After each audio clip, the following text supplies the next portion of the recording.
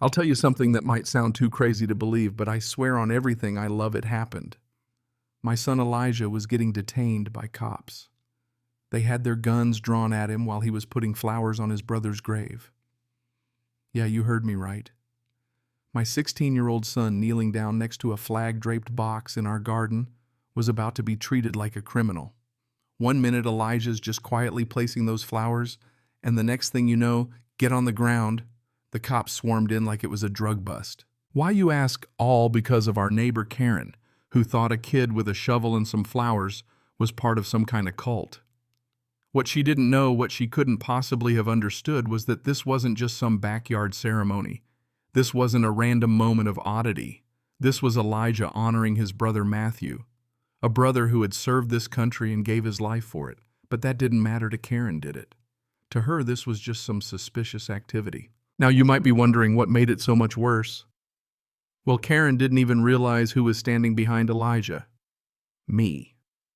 That woman standing there filming this entire debacle, smirking like she'd just caught someone double parking, had no clue that I wasn't just some regular mom watching this unfold. I'm Marianne Rivera, the United States Attorney General. Not that it mattered to her. Not until it was too late. This whole mess started about 2 weeks earlier. I made the decision to bury Matthew at home. We've lived on this land for generations, 5 acres of it, long before the HOA showed up and started building their cookie-cutter homes. It was a place that had been federally designated as a private burial site, and we followed every legal process to the letter.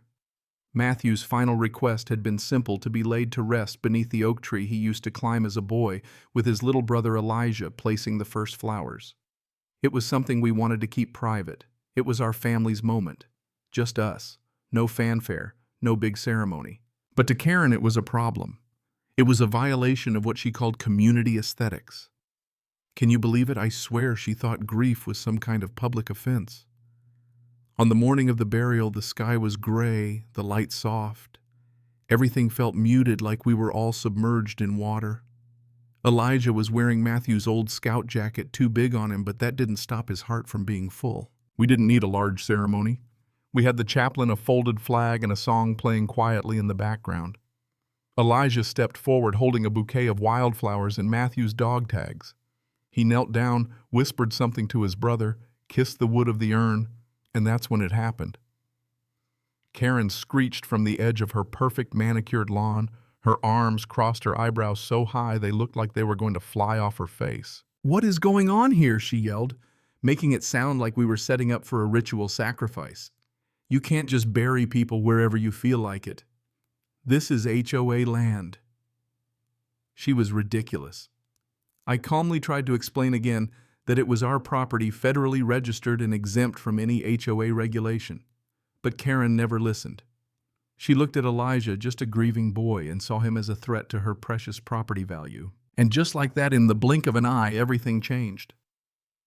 A few minutes later, while we were standing there quietly trying to process our grief, I saw flashing lights approaching.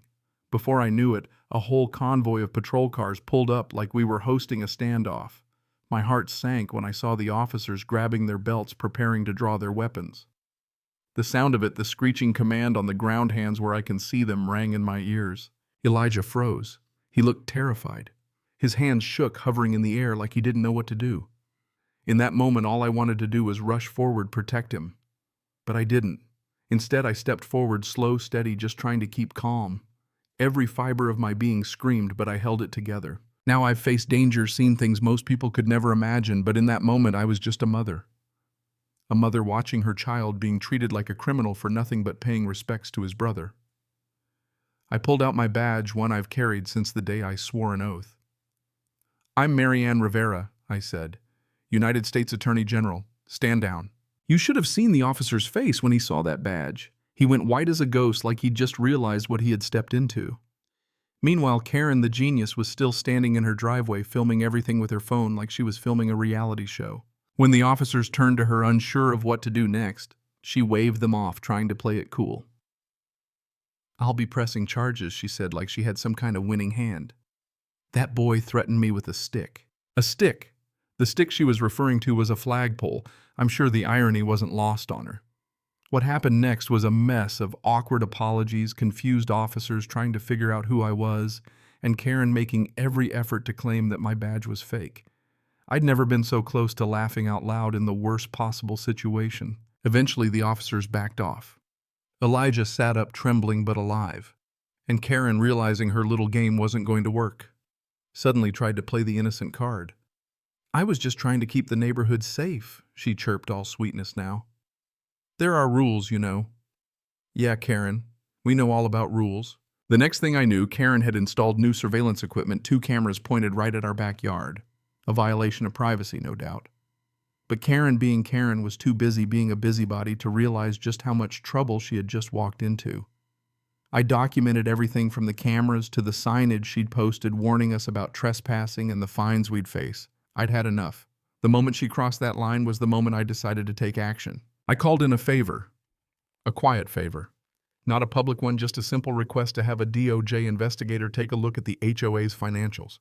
What I expected to find was some petty, power-hungry nonsense. But what I found, well, it was a whole different beast. Wire fraud, elder abuse, shady practices that could fill a legal textbook. The HOA wasn't just a poorly run organization. It was a kingdom, and Karen was its queen. And she had just made the mistake of picking a fight with the United States government. The next few days were oddly quiet. Karen stayed hidden, and people in the neighborhood who had once feared her started talking. They came to me with their stories, their fines.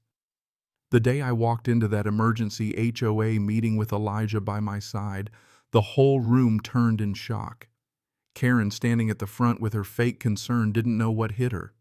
"This isn't just about you," she said, trying to rally the troops. That's when Elijah stepped forward, holding a folder and reading aloud from it the legal documents that proved we didn't need her permission for anything. I swear I'll never forget the look on Karen's face when the room went silent, and one by one the neighbors stood up. They were done with her. Done with her tyranny. That was when the hammer came down. But the real twist, the one that sealed the deal. Karen tried to fight back, of course, filing a civil lawsuit against me for emotional distress and claiming I'd ruined her life. Yeah, because treating a grieving family like criminals really helps your cause, right? I won't bore you with the court details. You already know how it went down. Karen didn't stand a chance. Not against the evidence, not against the truth. And the judge? She had no patience for Karen's nonsense. "You called the police on a child during a funeral," she said. "Enough." Karen's lawsuit was dismissed. The charges came soon after. Wire fraud, privacy violations. She had crossed a line and there was no coming back. As for the neighborhood, well, it wasn't the same. The fear melted away. People started to live again. They laughed, they talked, they barbecued. And as for me and Elijah, we built something beautiful in memory of Matthew. A small memorial garden. Quiet, peaceful. A place where people could breathe without fear of fines or surveillance. I'll never forget that moment when Elijah stood up in front of everyone at the dedication ceremony. He said, "I think I finally found a way to use it." The kingdom Karen built crumbled not with a bang but with the softest of whispers. And in the end, it was love, truth, and a boy's resilience that tore it all down brick by brick.